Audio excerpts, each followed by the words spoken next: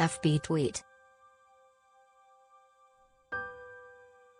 Pinterest email send text message print. President Volodymyr Zelenskyy has admitted an excruciating reality of war: parents who've lost children will never find peace regardless of how the bloody conflict between Russia and Ukraine ends. Zelenskyy, who has two kids of his own, 17-year-old Oleksandra and 9-year-old Kyrylo, with Ukrainian First Lady Olena Zelenska, spoke about the anguish he feels as both a parent and a president during an interview with CNN's Jake Tapper on State of the Union on Sunday. "Are my words going to give them peace? No," Zelenskyy said of Ukraine's parents now grieving for their kids. "There's just great pain." Asked about video of a Ukrainian mother in agony after finding her dead son's body in a well, Zelenskyy called it the most horrifying thing I've seen in my life. "I look at this, first of all, as a father," he told Tapper of the footage, reportedly taken at a gas station near Kyiv, the capital. "It hurts so much. It's a tragedy. It is suffering. I won't be able to imagine the scale of suffering of these people, of this woman. It is a family's tragedy. It is a disaster. It is the dreams and the life you have just lost. We live for our kids. That's true. Kids are the best we were given by God, by family. It is a great pain for me. I can't watch it as a father, only because all you want after this is revenge and to kill," Zelenskyy continued. "I have to watch it as the president of a state where a lot of people have died and lost their loved ones."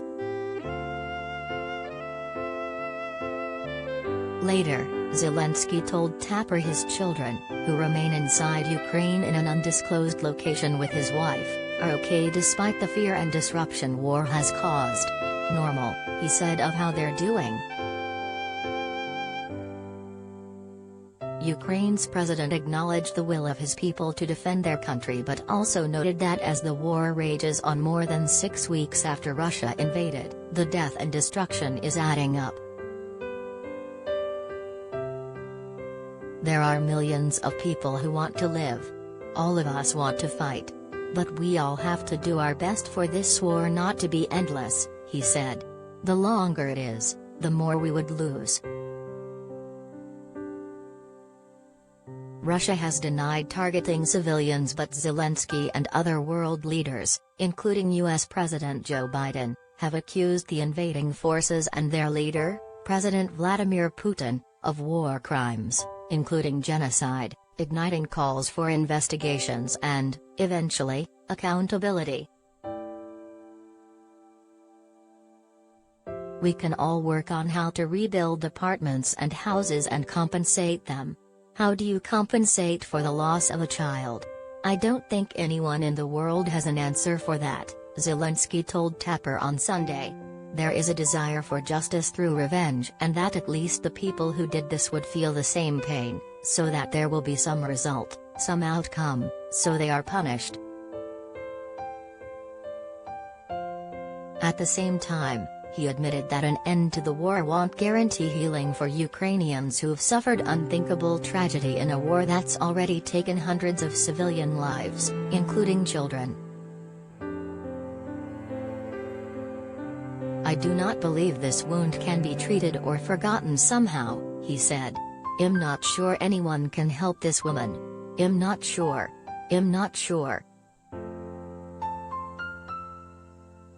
Russia's attack on Ukraine continues after their forces launched their large-scale invasion on February 24, the first major land conflict in Europe in decades.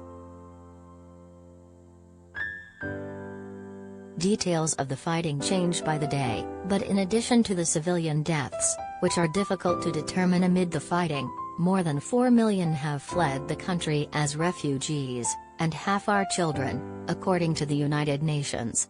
Millions more have been displaced inside Ukraine. The invasion, ordered by Putin, has drawn condemnation around the world and increasingly severe economic sanctions against Russia. With NATO forces amassed in the region, various countries are offering aid or military support to the resistance. Zelensky has called for peace talks, so far unsuccessful, while urging his country to fight back. Putin insists Ukraine has historic ties to Russia and he is acting in the best security interests of his country. Zelensky vowed not to bend. "Nobody is going to break us, we're strong, we're Ukrainians," he told the European Union in a speech in the early days of the fighting, adding, "Life will win over death. And light will win over darkness." The Russian attack on Ukraine is an evolving story, with information changing quickly. Follow People's complete coverage of the war here, including stories from citizens on the ground and ways to help.